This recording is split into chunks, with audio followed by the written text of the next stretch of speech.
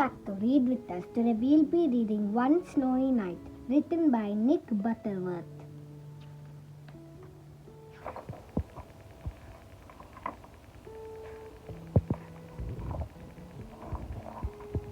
It's cold in the park in winter, but Percy the park keeper doesn't mind. He puts on his warm coat and his big scarf and wears 2 pairs of woolly socks inside his Wellington boots.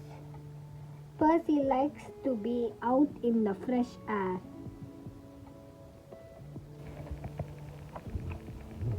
In the middle of the park, there is a little hut.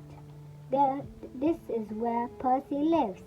When it gets too cold to be outside, Percy goes into his hut where it's cozy and warm.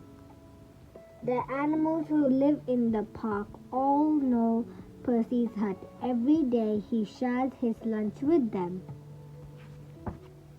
One winter night, it was so cold it began to snow. Great big snowflakes fell past the window of the hut. "Brr," said Percy. "I think I will need an extra blanket tonight." He made himself a hot cocoa and got ready for bed. Suddenly, Percy heard a tapping sound. There was somebody at the door. Now who can that be at this time of night, thought Percy. He went to the door and looked out.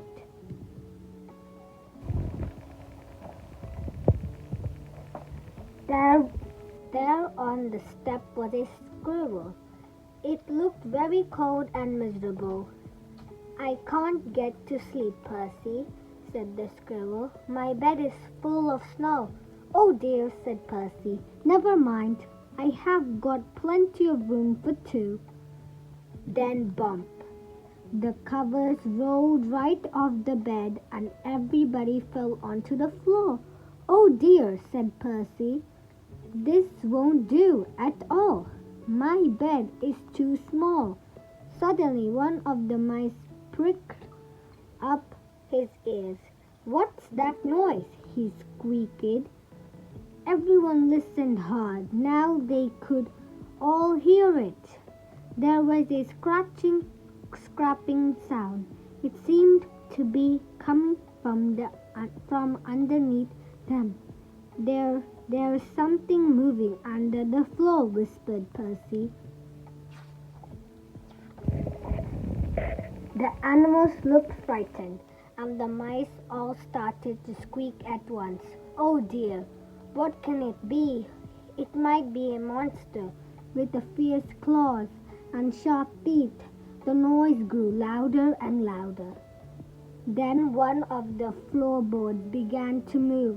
"Look out, it's coming up through the floor." Suddenly there was a loud creak. "Help!" cried the animal, and they all ran to hide. But Percy wasn't frightened. He started to chuckle. Then he laughed out loud. A small dark head was sticking up through the floorboards. "This isn't a monster," said Percy. "It's a mole."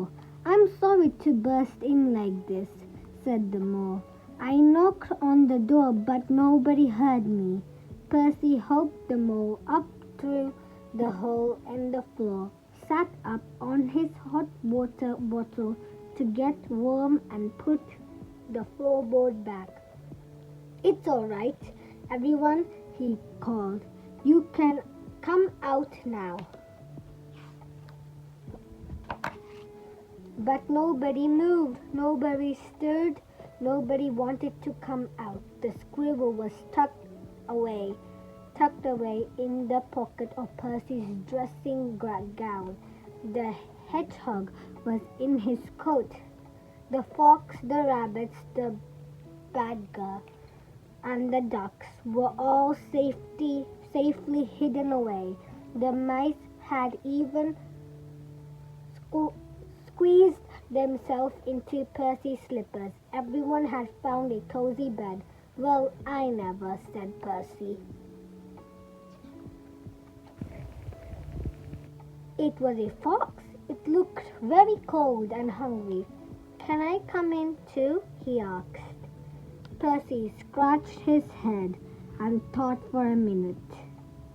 Well, if you promise to behave, he said. I promise, said the fox, and he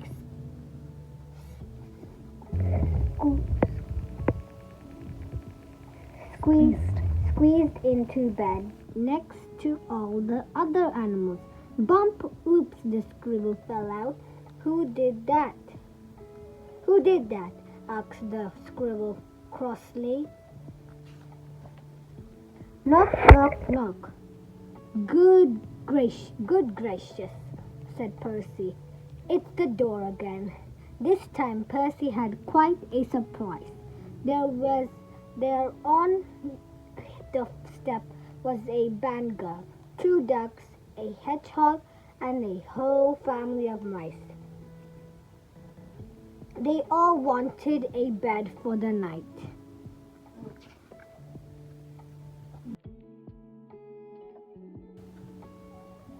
Percy yawned and snugged down in his own bed once again. That's better. Now I have plenty of room, he said, and a little to spare for a more. The end. I hope you enjoyed this story. See you next time and read with us.